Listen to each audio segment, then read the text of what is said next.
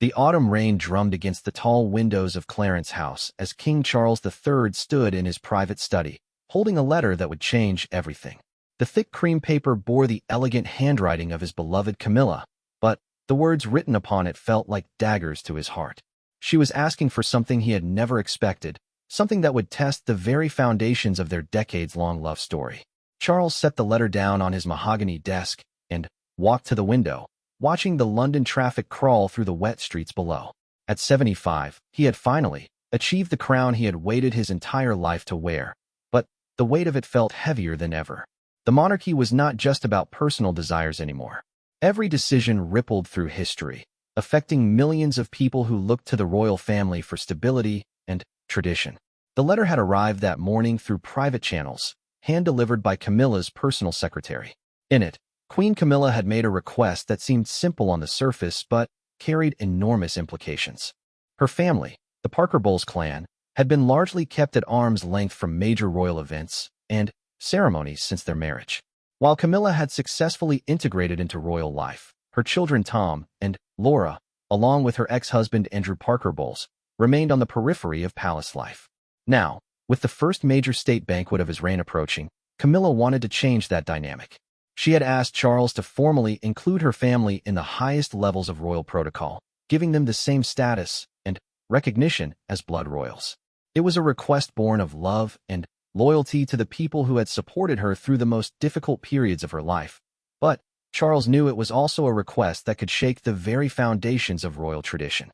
The king rubbed his temples, feeling the familiar tension headache that had plagued him since his coronation.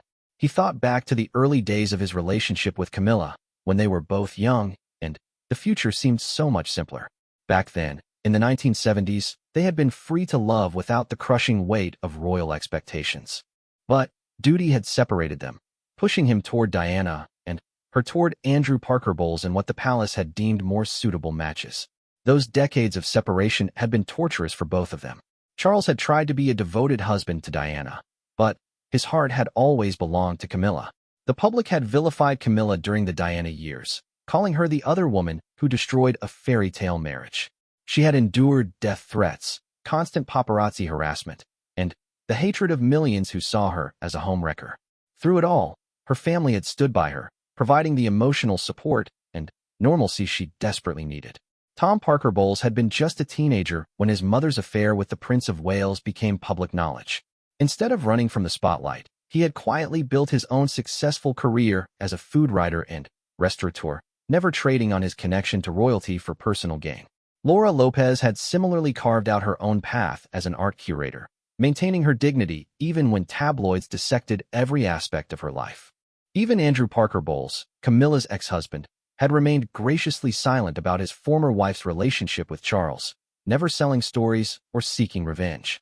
Charles walked to the fireplace where a portrait of his late mother hung, Queen Elizabeth II's steady gaze seeming to peer into his soul. She had been the one to finally give her blessing to his marriage to Camilla in 2005, understanding that her son's happiness was ultimately more important than outdated prejudices. But she had also been clear about the boundaries. Camilla could be his wife and eventually queen consort, but her family would remain private citizens, welcome at personal gatherings, but not part of the official royal structure. The sound of footsteps in the hallway interrupted his thoughts. Charles quickly folded the letter and slipped it into his jacket pocket as his private secretary knocked and entered. The man's expression was carefully neutral, but Charles could sense the underlying tension that had permeated the palace staff for weeks. "Your Majesty," the secretary began formally, "the French ambassador has confirmed attendance for next week's state banquet. The guest list is now complete, pending any final adjustments you might wish to make." Charles nodded, knowing that the guest list was exactly what Camilla's letter was about. She wanted her children seated at the high table, wanted them included in the receiving line, wanted them treated as full members of the royal family rather than honored guests. It was a reasonable request from a loving mother and stepmother, but it was also a request that would signal a fundamental shift in how the monarchy operated. The traditions that governed royal protocol had been established over centuries, each rule carefully crafted to maintain the mystique and hierarchy that kept the monarchy relevant in modern Britain. Blood relatives of the sovereign had certain privileges and responsibilities that came with their birthright. Spouses entered the family, and gain status through marriage. But extending that same status to the families of spouses was unprecedented territory. Charles thought about his own sons, William and Harry, and how they had struggled with the demands of royal life. William had found his path and seemed genuinely committed to serving as the future king, but Harry had chosen to step away entirely, unable to reconcile his desire for privacy with the demands of public duty. If being born into royalty was so difficult, how much harder would it be for people who had never asked for that burden? Yet he also understood Camilla's perspective completely. Her family had paid a price for their connection to the royal family without receiving any of the benefits or protections that came with official recognition. They lived in a strange liminal space, too famous to be truly private citizens, but not royal enough to receive the security and support that would make that fame manageable. The king dismissed his secretary and returned to his desk, pulling out the letter once more. Camilla's elegant handwriting filled 3 pages, but the core of her message could be summed up in a single sentence. After everything we have been through together, my family deserves to be fully accepted as part of yours. Charles could hear the echo of footsteps in the corridor outside his study, the familiar rhythm of palace life continuing around him. Somewhere in this vast building, Camilla was likely going about her own duties, attending meetings with her ladies-in-waiting or reviewing plans for upcoming engagements. She had thrown herself into her role as queen consort with determination and grace, winning over many of the same people who had once despised her. But this request felt different from the gradual acceptance she had earned through years of dedicated service. This was asking for immediate elevation of status for people who, while personally dear to her, had no constitutional role in the monarchy. It was asking Charles to use his position as king not just to honor the woman he loved, but to extend that honor to her entire family network. The rain outside had intensified, and Charles watched it stream down the windows like tears. He thought about the quiet moments he and Camilla had shared over the years, the conversations late at night when they dreamed about what their life together might look like once they could finally be open about their relationship. Neither of them had fully anticipated how complicated that openness would become once he actually wore the crown. As king, Charles had inherited not just power, but also constraints that were far more rigid than anything he had experienced as Prince of Wales. Every decision was scrutinized by Parliament, by the press, by constitutional experts who spent their lives analyzing the implications of royal precedent. A simple family dinner could become a matter of state if the wrong people were seated in the wrong places or given the wrong titles. The telephone on his desk rang, jarring him from his thoughts. His private secretary's voice came through the speaker, informing him that Queen Camilla was requesting a private audience at his convenience. Charles smiled slightly, knowing that his wife's timing was never accidental. She would want to discuss her letter, to explain her reasoning face to face, and perhaps to negotiate some compromise that would satisfy both her family loyalty and his constitutional obligations. Charles told his secretary to arrange the meeting for that afternoon, after his scheduled appointments with the Archbishop of Canterbury and the Prime Minister.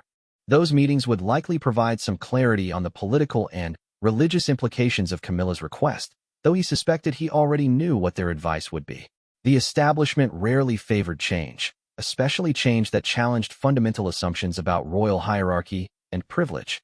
He locked the letter in his desk drawer, next to other sensitive correspondence that required careful consideration.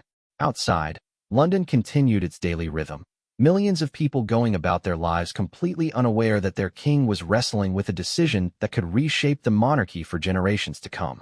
The afternoon light was already beginning to fade, casting long shadows across the study.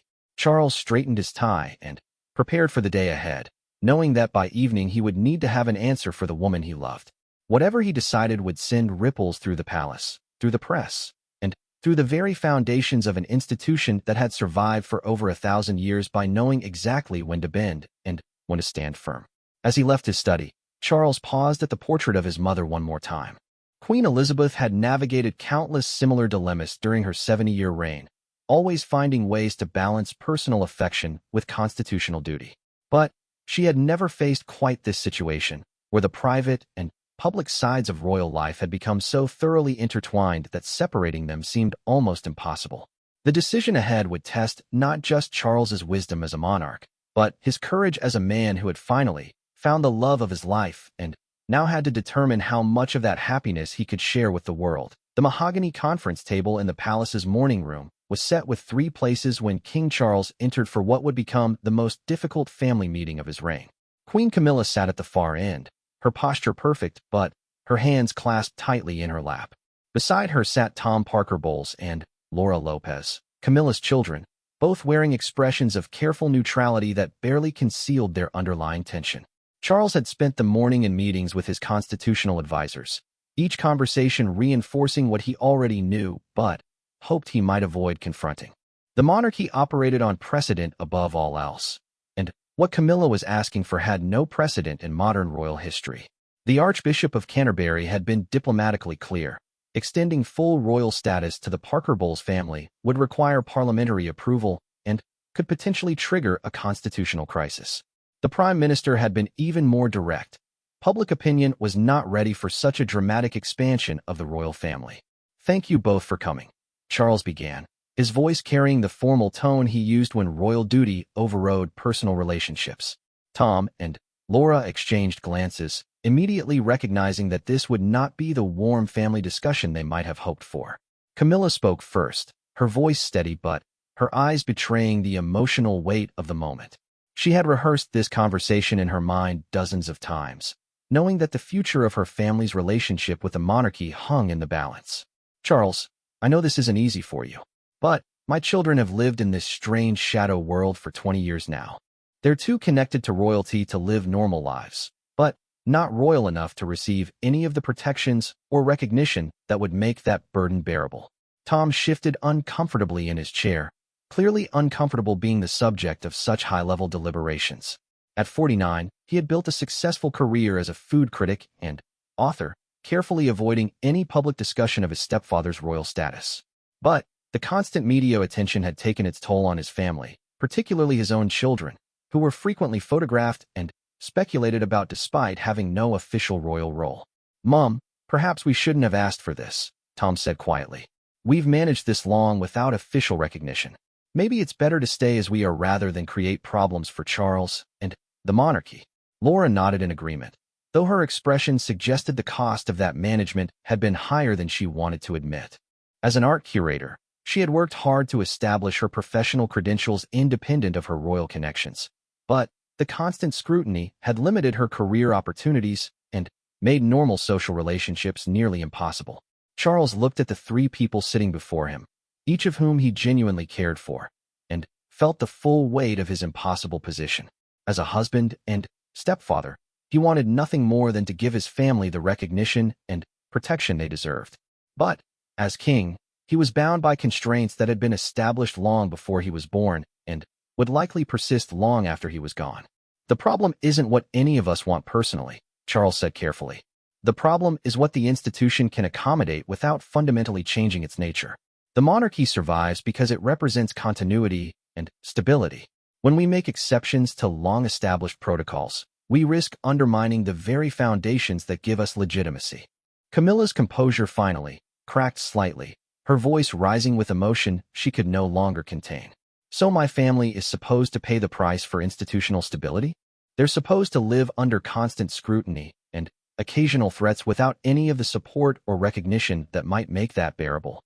The room fell silent for a long moment, the weight of decades of accumulated frustration hanging in the air. Charles remembered the early years of his relationship with Camilla, when her children had been caught in the crossfire of public outrage over their mother's affair with the Prince of Wales. Tom had been followed to school by photographers, Laura had received hate mail at university, and both had learned to live with the knowledge that their every move might become tabloid fodder. "What exactly are you proposing?" Charles asked, though he already knew the answer from her letter. Camilla took a deep breath, steadying herself for what she knew would be a difficult request to articulate. "I want Tom and Laura to be given courtesy titles and included in major state functions. Not as guests, but as family members. I want them to receive the same security briefings and protection that other senior royals receive. I want their children to be able to attend royal schools and events without it being treated as some special favor." Charles studied his stepchildren's faces, seeing the conflict there. Neither Tom nor Laura particularly wanted the spotlight that would come with official royal status, but they also understood that the current arrangement was unsustainable for their own families. Their children were growing up in the same strange liminal space their parents had occupied, too connected to royalty for privacy, but not royal enough for protection. The constitutional issues aside, Charles said slowly, are you both prepared for what official recognition would mean? Your lives would change dramatically. Every public appearance would be scrutinized, every personal relationship analyzed, every business decision questioned. Look what happened to Harry and Meghan when they tried to balance royal duties with personal independence. Laura spoke up for the first time since the meeting began, her voice quiet, but determined. We've been living with most of that scrutiny anyway, but without any of the institutional support that might make it manageable. At least if we had official status, there would be protocols and precedents to guide how we're treated by the press and the public. Tom nodded in agreement, adding, my children ask me why they can't have normal birthday parties, why photographers follow them to school, why their classmates treat them differently. I don't have good answers for them anymore. Charles felt his heart breaking as he listened to his stepchildren describe the cost their families had paid for his happiness with their mother. These were good people who had never sought the spotlight but had been thrust into it simply by virtue of their mother's love for him. Yet he also knew that giving them what they wanted could destabilize the monarchy in ways that might ultimately hurt far more people than it helped.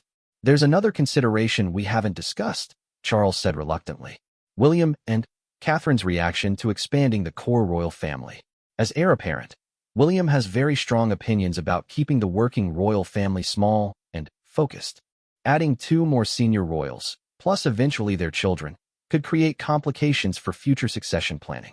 The mention of Prince William brought another layer of complexity to the discussion. The heir apparent had spent years watching his father navigate the challenges of balancing personal happiness with royal duty, and he had developed strong opinions about maintaining clear boundaries between the official monarchy and extended family relationships.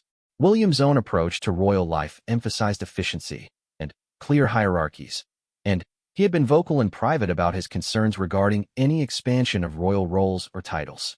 Camilla's expression hardened slightly at the mention of her stepson.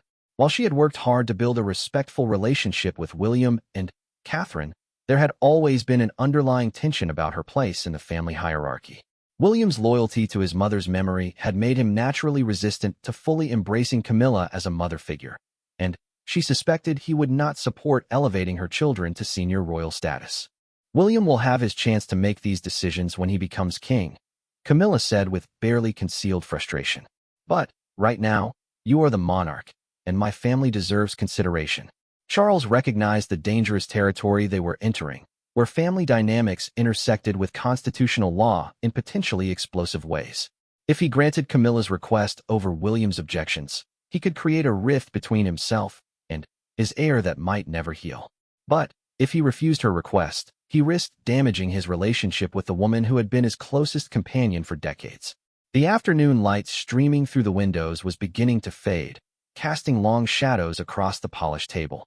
Outside, London continued its daily rhythm, completely unaware that the future structure of the British monarchy was being debated in this quiet room. Charles looked at each face around the table, seeing the hope, frustration, and resignation that had brought them to this moment. I need to consider all the implications before making a final decision, Charles said finally. This affects not just us, but the institution itself and everyone who depends on its stability. I promise you'll have my answer within the week. Tom and Laura exchanged glances, understanding that this was likely the best outcome they could hope for from this meeting. They had made their case as clearly as possible, but ultimately the decision rested with Charles alone, weighing factors far beyond their family's personal happiness. As the meeting concluded and the family prepared to leave, Charles caught Camilla's hand gently. For just a moment, the formal atmosphere dissolved, and they were simply a husband and wife dealing with a family crisis that had no easy solutions. I love you, he said quietly, and I love them. But I also have responsibilities that extend far beyond our family. Camilla nodded, understanding but not accepting the constraints that continued to complicate their lives together.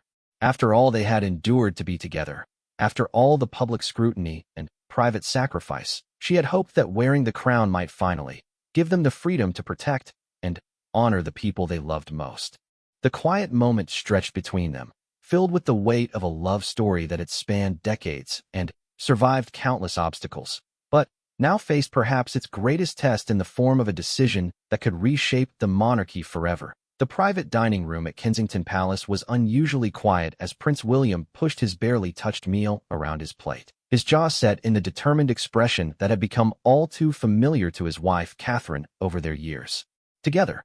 The conversation with his father earlier that day had left him deeply unsettled, not just because of what King Charles was considering, but because of how the decision-making process seemed to be unfolding behind closed doors. Catherine watched her husband carefully, recognizing the signs of the internal struggle he always experienced when family loyalty conflicted with his sense of duty to the crown. As the future queen consort, she understood the delicate balance required to maintain both personal relationships and institutional integrity, but she also knew that William's relationship with his stepmother had always been complicated by layers of history and unresolved grief. "He's really considering it, isn't he?"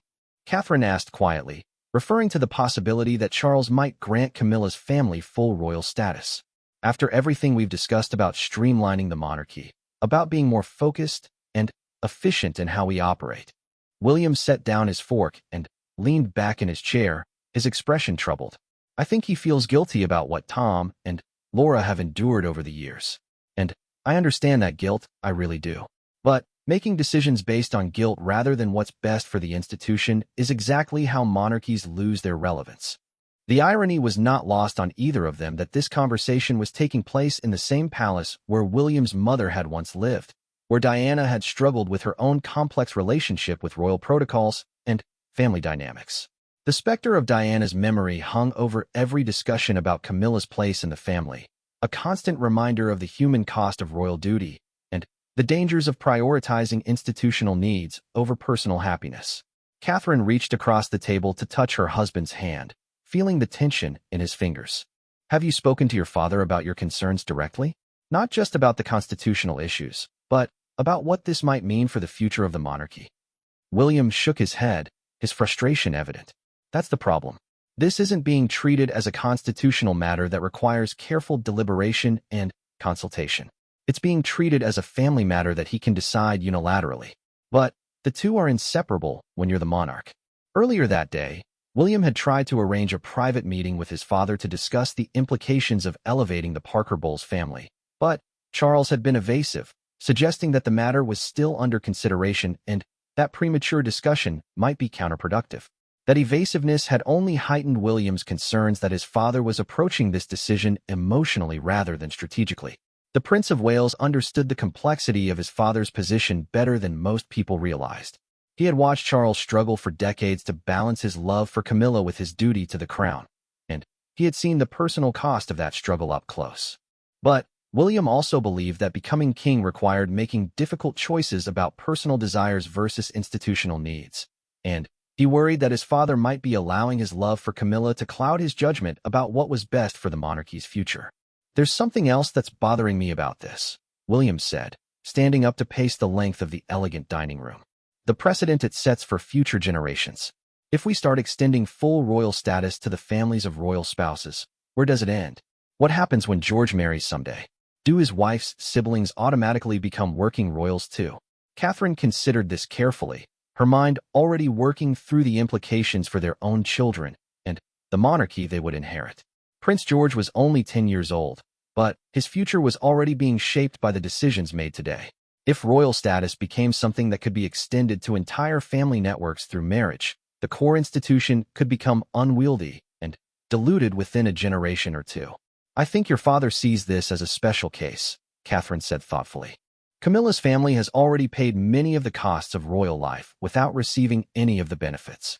In some ways, formal recognition might actually clarify their position rather than complicate it." William stopped pacing and turned to face his wife, his expression serious. "But that's exactly the kind of thinking that leads to institutional drift. Every case seems special when it's happening to people you care about. The rules and traditions that govern the monarchy weren't created arbitrarily. They exist because centuries of experience have shown that clear boundaries and consistent protocols are essential for maintaining public respect and constitutional stability." The conversation was interrupted by a soft knock on the door. One of their private secretaries entered with a message that King Charles was requesting a private family dinner the following evening, with attendance expected from both William and Catherine as well as Camilla and her children. The formal language of the invitation made it clear that this would not be a casual family gathering, but rather a structured discussion about the issues that had been brewing for weeks. After the secretary left, William and Catherine exchanged glances, both understanding that the dinner invitation represented a crucial moment in the ongoing family drama. Charles was clearly preparing to make his decision and wanted to present it in a controlled environment where he could manage the reactions of all parties involved.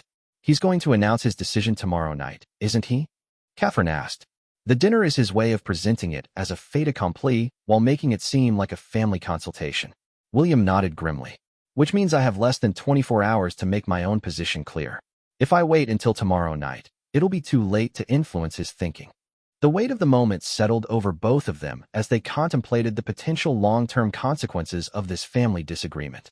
Royal families had split before over seemingly smaller issues, and both William and Catherine understood that how they handled this situation could affect their relationships with Charles and Camilla for decades to come. Yet William also felt a deep responsibility to speak up for what he believed was best for the institution he would someday lead. His grandmother, Queen Elizabeth II, had spent 70 years demonstrating that personal sacrifices were sometimes necessary to preserve the monarchy's integrity and public support. Now William felt called upon to apply those same principles, even if it meant disappointing his father and stepmother. "What if we're wrong?" Catherine asked quietly. "What if recognizing Tom and Laura officially actually helps modernize the monarchy in positive ways? Public attitudes have changed dramatically since Charles and Camilla first married. Maybe the institution is stronger than we think, flexible enough to accommodate this kind of change." William considered his wife's words carefully. Catherine had always been more optimistic about the monarchy's ability to adapt and evolve, and her perspective had often proved valuable in navigating complex public relations challenges. But this felt different to him, more fundamental than previous questions about royal protocols or public engagement strategies. "I keep thinking about what my grandmother would have done," William said. "She managed to modernize many aspects of royal life while maintaining the essential structure and dignity of the institution. But she was always very careful about the difference between evolution and transformation. This feels like transformation to me." The evening light was fading outside the palace windows, casting long shadows across the room where so many important royal conversations had taken place over the years. William thought about the generations of his family who had faced similar dilemmas, weighing personal desires against institutional needs, individual happiness against collective responsibility. "I need to see my father tomorrow morning, before the dinner," William decided. Not as his son asking for a favor, but as the heir apparent raising constitutional concerns about a decision that could affect the monarchy for generations. Catherine nodded, understanding that this conversation would likely be one of the most difficult her husband had ever had with his father. The relationship between Charles and William had always been complicated by the formality of royal succession planning, where personal affection was constantly balanced against constitutional duty. Now that dynamic was being tested in new ways by a situation that had no clear precedent in modern royal history. As they prepared to leave the dining room, William paused at one of the windows overlooking the palace gardens where his children often played. The sight of that familiar space reminded him of what he was ultimately fighting for, not just abstract constitutional principles, but the practical reality of the monarchy his children would inherit. "I love Camilla," William said quietly. "She makes my father happy, and after everything he's been through, he deserves that happiness. But I also believe that the monarchy is bigger than any individual's happiness, including his and mine." Catherine joined her husband at the window, both of them looking out at the space where future generations of royals would grow up and grapple with their own versions of these timeless dilemmas. The challenge of balancing personal relationships with public duty would never disappear entirely, but how each generation handled that balance would determine whether the institution they served continued to command public respect and support. The quiet moment stretched between them, filled with the weight of decisions that would ripple through history long after everyone involved had passed away. Tomorrow's conversations would test not just the relationships within the royal family, but the fundamental assumptions about how the monarchy should evolve in a rapidly changing world. The morning fog hung thick over London as King Charles sat alone in his private study, staring at the ornate telephone that connected him directly to Buckingham Palace's legal department. On his desk lay 3 separate folders, constitutional precedents compiled by his legal advisors, public opinion polling data from his communications team, and personal letters from various members of the extended royal family who had somehow learned about the brewing family crisis. The previous evening's family dinner had been a disaster. What Charles had intended as a civilized discussion about the future had devolved into the most heated family argument of his reign. William had been icily formal throughout the meal, speaking to his stepmother and her children with the kind of distant politeness usually reserved for foreign dignitaries. Tom and Laura had barely spoken at all, clearly uncomfortable with being the center of such obvious family tension. The breaking point had come during dessert, when William had finally spoken his mind with a clarity that left no room for misinterpretation. "Father, what you're proposing isn't just about our family. It's about fundamentally altering the structure of the monarchy without proper consultation or consideration of long-term consequences. You're asking Parliament and the public to accept a change that has no historical precedent, all to solve what is essentially a personal family problem." Camilla had responded with rare public anger, her voice rising above the polite murmur that usually characterized royal family gatherings. "Personal family problem? My children have lived under constant scrutiny and occasional threats for 20 years because of their connection to this family. That's not a personal problem, William. That's a failure of the institution to protect people who never asked to be part of it." Charles had tried to mediate between his wife and his heir, but found himself caught in an impossible position where any response would alienate someone he loved. The dinner had ended early, with strained goodbyes, and the kind of formal politeness that marked serious rifts in royal relationships. Now, in the harsh light of morning, Charles was forced to confront the reality that his decision would likely damage relationships regardless of what he chose. If he granted Camilla's request, he would strain his relationship with William and potentially create constitutional problems that could affect the monarchy for generations. If he refused her request, he would break faith with the woman who had stood by him through the darkest periods of his life, and continue to leave her family vulnerable to the costs of royal association without any of its protections. The telephone rang, interrupting his brooding contemplation. His private secretary announced that the Archbishop of Canterbury was on the line, requesting an urgent conversation about the constitutional implications of the proposed changes to royal protocol. Charles reluctantly accepted the call, knowing that the Archbishop's concerns would echo those already raised by his other advisors. "Your Majesty," the Archbishop's voice carried the weight of institutional authority built over centuries. "I've spent considerable time researching the historical precedents for what you're considering, and I must advise you that there simply aren't any. The monarchy has survived by maintaining clear distinctions between blood relatives, spouses, and extended family members. Blurring those distinctions could create legal and constitutional challenges that would be very difficult to resolve." Charles listened patiently as the Archbishop outlined the potential complications, questions about succession rights, parliamentary approval processes, public funding for expanded royal households, and the precedent such decisions might set for future monarchs. Each point reinforced what Charles already knew but had been hoping to find a way around through creative interpretation of existing protocols. After ending the call, Charles walked to the window overlooking the palace gardens where he had spent so many hours as a child, dreaming about the kind of king he would someday become. Those childhood fantasies had focused on grand gestures and moral leadership, not the grinding complexity of institutional management and family dynamics that now defined his daily reality as monarch. A soft knock at the door announced another visitor, his son Prince Harry, who had flown back from California specifically to discuss the family crisis.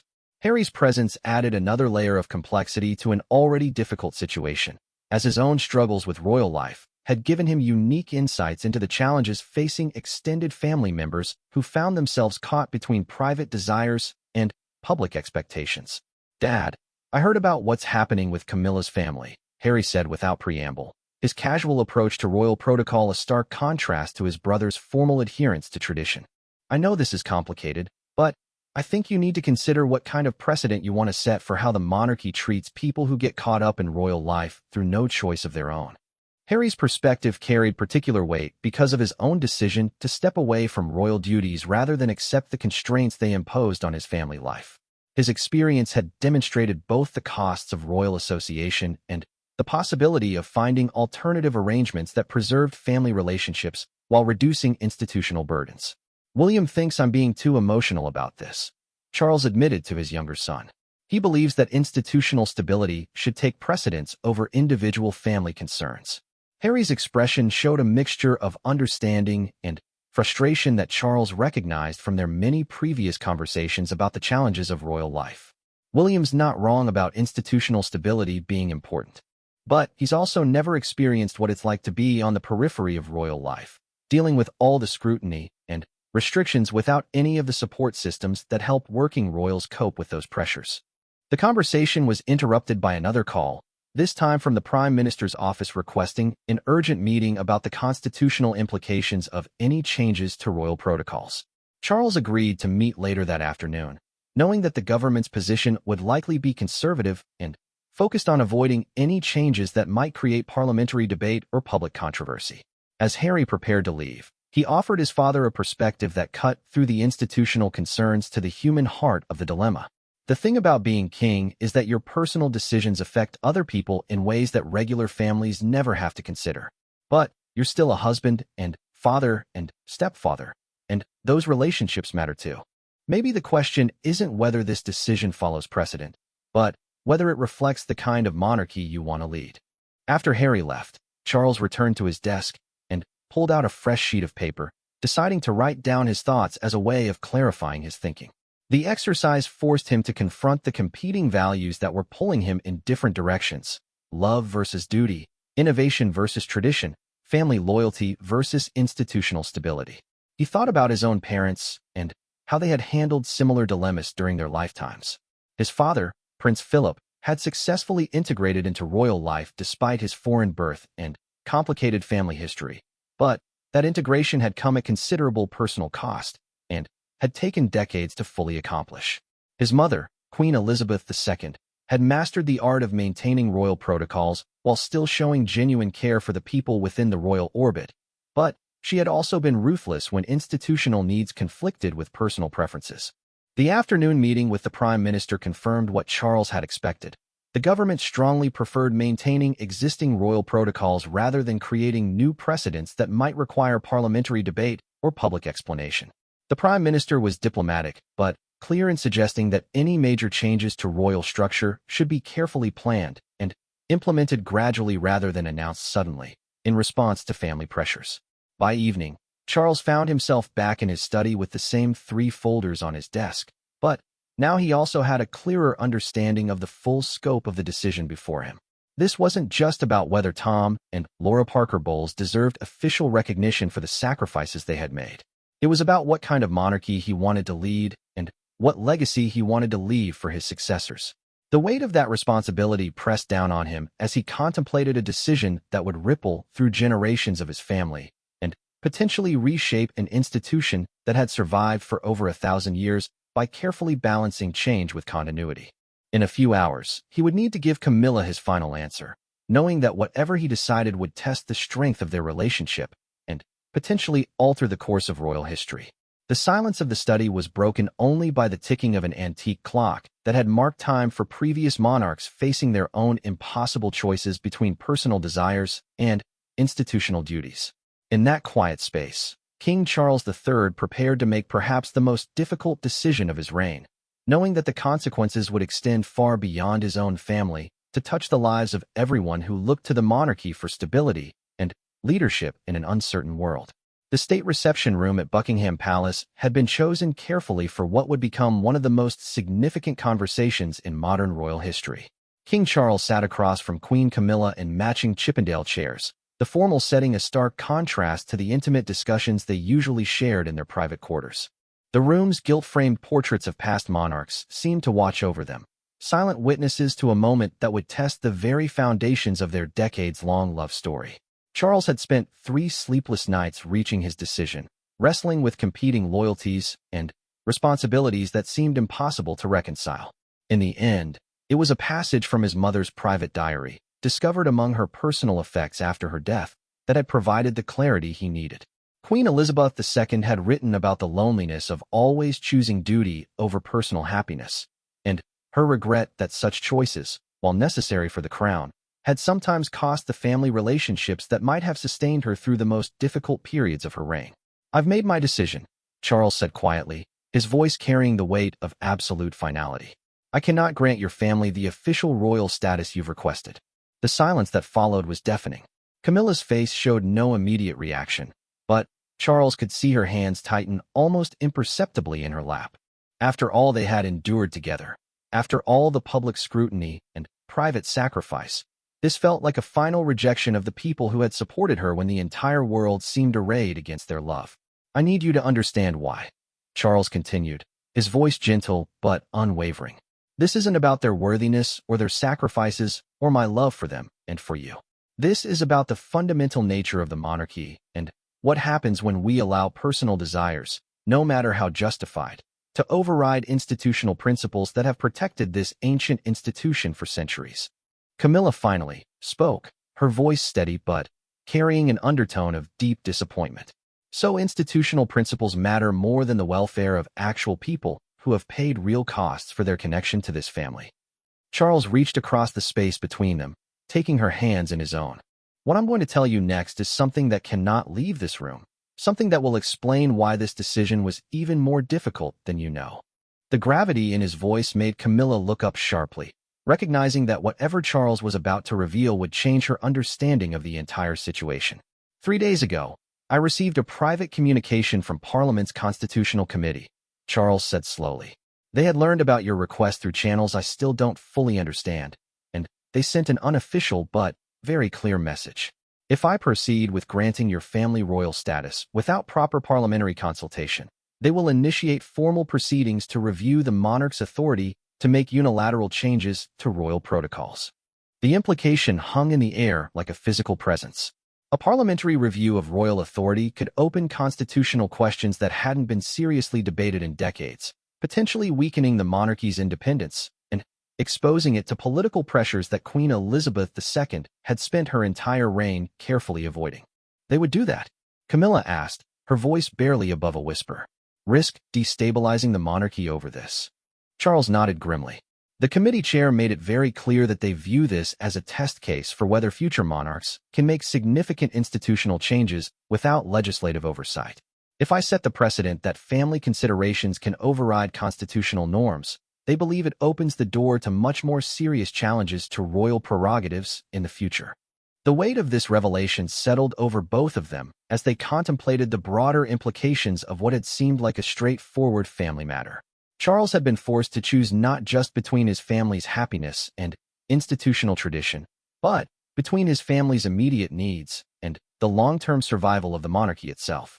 "But there's something else," Charles continued, his voice taking on a different tone. "Something that I hope will show you that this rejection isn't the end of the conversation, but rather the beginning of a different approach." He stood and walked to an ornate writing desk, returning with a leather portfolio that bore the royal seal. "I've spent considerable time working with my legal advisors to find alternative solutions that might address your family's legitimate concerns without triggering constitutional crises." Charles opened the portfolio to reveal a detailed document outlining a new category of royal association that would provide Tom and Laura with many of the protections and dignities they needed without officially elevating them to working royal status. The plan included enhanced security provisions, clear protocols for their treatment by the media, and formal recognition of their service to the crown without granting them the constitutional status that had proved so problematic. "It's not everything you wanted," Charles admitted, "but it's a way forward that acknowledges their sacrifices and provides them with real protection while preserving the institutional boundaries that have protected the monarchy for centuries."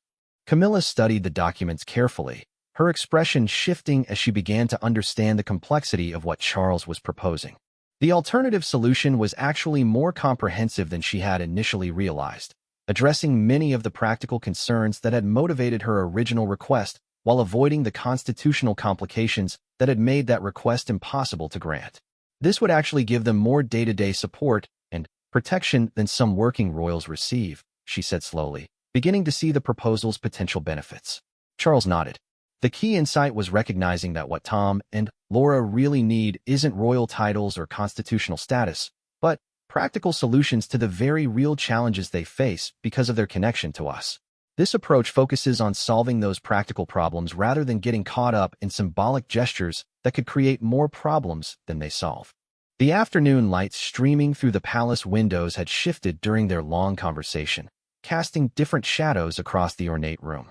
Both Charles and Camilla understood that they were witnessing a turning point not just in their own relationship, but in how the monarchy might adapt to modern challenges while preserving its essential character.